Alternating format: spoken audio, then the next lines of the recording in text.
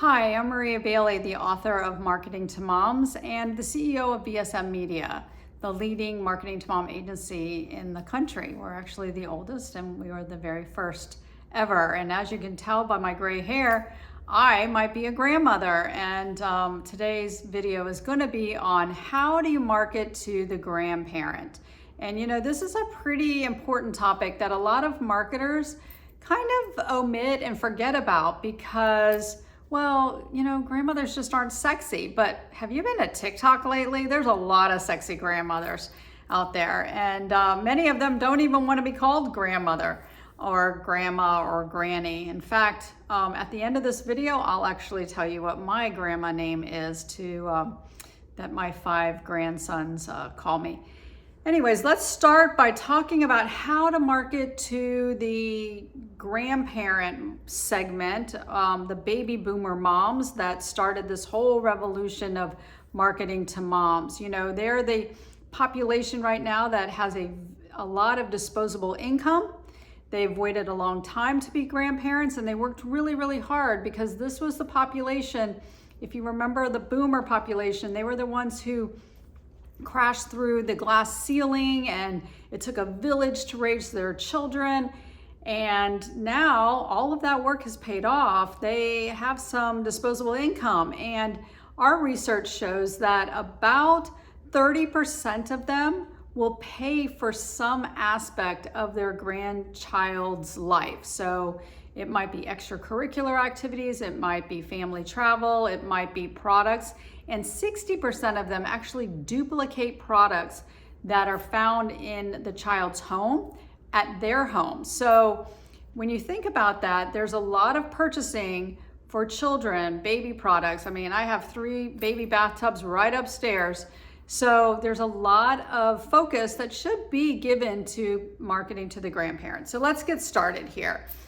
Number 1, grandparents love to boast and they love to brag. So where do they do that? Well, they do that on Facebook. So if you want to market to the grandparent, you need to be on Facebook. And you can do that by engaging with influencers who have a following on Facebook. A lot of the very early on bloggers are now, if you think about it, they were mommy bloggers back in 2005, 6, and now they're actually becoming grandparents. So they have a very large following. Maybe they don't blog as much, or they don't have a very large Instagram, or maybe they haven't really gotten active on TikTok, but they are active on Facebook and they are active on their blogs. So head over to Facebook and engage with them to post about your product and how they interact on with product on Facebook. During COVID, one of the most successful campaigns that we did was with LOL dolls, the dolls with the surprises in the balls. And we sent balls to the grandmother and we sent them to the child.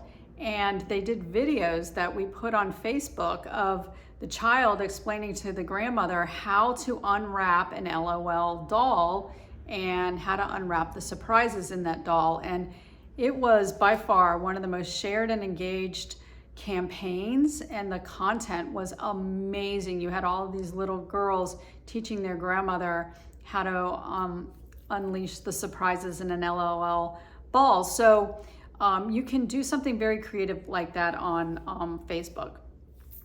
Email and retargeting.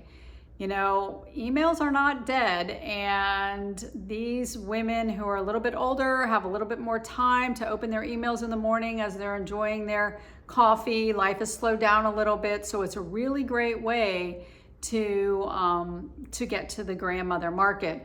And while we're talking about that, let's talk about retargeting and ads. I can't tell you how many times I have said to my kids, oh my gosh, I sent my grandkids something because I saw it on Facebook. So don't forget about retargeting. Think about the things that she is doing in her non-grandparent life and retarget or target your ads toward those things like travel, cruising, reading, religion, and philanthropy work. So don't forget that.